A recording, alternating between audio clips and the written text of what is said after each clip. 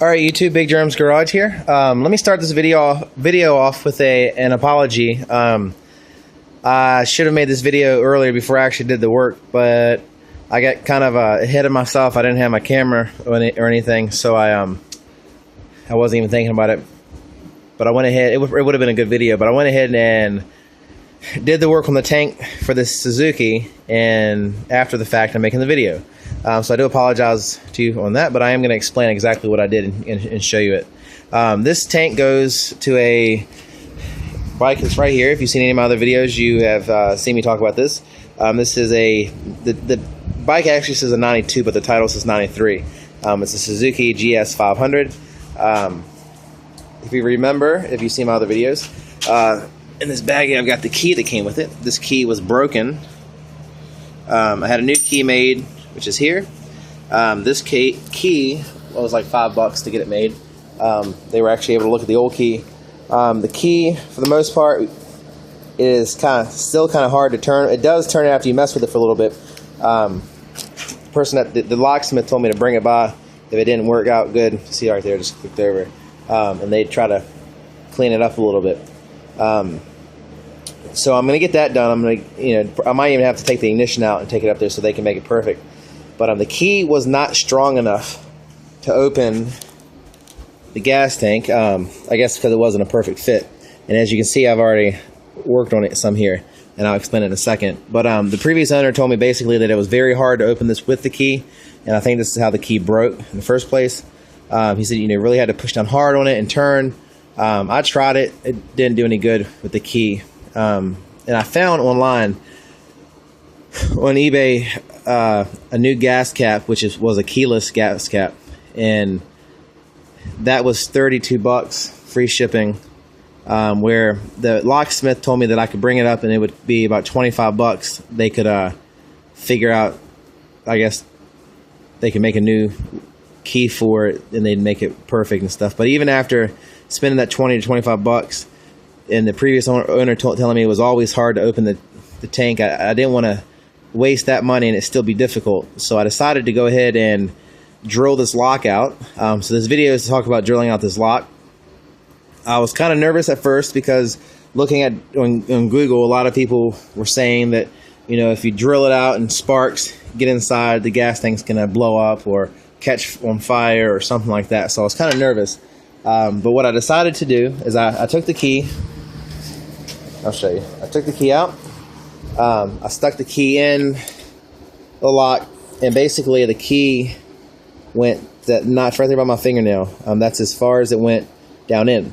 So for the most part, I figured that as long as I went that deep and no deeper, I wouldn't go all the way through the cap and into the tank, so I didn't have to worry about sparks. So what I did is I started off with this little bit. I believe, let me look at it here. I believe it's a 3/16. I lined it up with the key. I had a little piece of wire that I ran around the drill bit right about there. And at the top of the lock, I ran this through, as deep as I needed to go to where the mark was. And then I took a bigger bit, which I still have in the drill. This bit, as you see, I have that one still marked.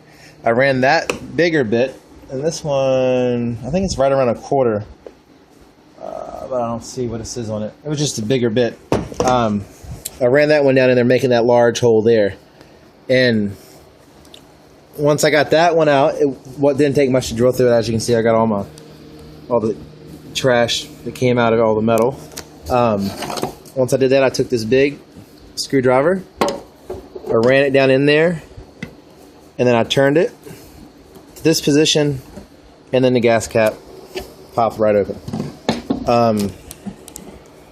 Looking down in there, the video is not going to show it a little bit. This tank looks like it has been creamed before. On the inside, it's not too rough looking, but it looks like some of the cream is starting to bubble up. So, and that might be part of the reason it was so hard to open, because it looks like it's got stuff all over here. Or maybe that's just corrosion. I don't know. But So I got it open. Now I'm gonna, or maybe not right now, but next thing to do is pop these out. These 4 silver screws, and they should be the one to get the whole thing off. And once I get the whole thing off, I can pop the new one on when I get it, which I don't have it yet. I should have it in a couple of days. So basically, there's the drilled hole, and like I said, I ran a screwdriver into it, and it was just turned. It was pretty easy to open up. Like I said, I was nervous at first because I didn't want to go too deep and blow up the gas tank or get a spark in it, or who knows what would have happened.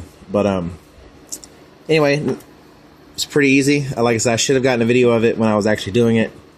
But I mean, this thing is so deep. I would have had to go pretty far to actually go all the way through it. So the main thing was not to go any deeper than what the key did. And basically, that was I messed up all the inner parts of the lock, so turning it wasn't a problem. But once again, I do apologize. The next thing I'll be doing to this is putting the new cap on it, maybe cleaning the inside out a little bit, making sure the petcock works. The carburetors are right here. They're all cleaned. I'm going to get those back together and get them on there. Change the oil, get the tank back on, carburetors back on, and hopefully get this thing running. And then the air filter box is pretty nasty on the inside. The air filter is gross looking, so I'll probably have to get a new air filter for it as well. I haven't tried charging the battery, so I don't know if the battery will need to be replaced. Hopefully I can just get a charge on it and it'll be okay.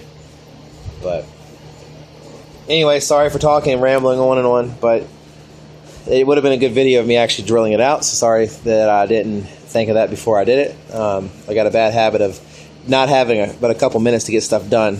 So I'll usually run out here, do it real quick, and then after the fact, I'm like, oh, that would have been a good video. But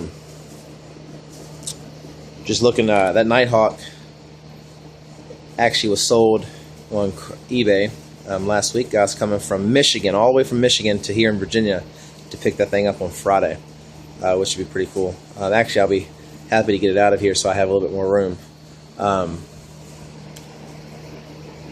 So I can get some more stuff in here to work on. But thanks for watching Big Germ's Garage. Check back later on. Hopefully get this thing running.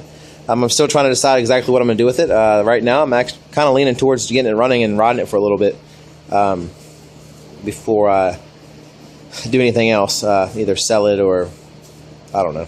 I'll probably just keep it for a while. Since it is a neat little bike and it's rather clean. Not really damaged or anything really broken on it. So anyway, check back later on, see what's up with this, and have a great night. Thanks for watching Big Germ's Garage.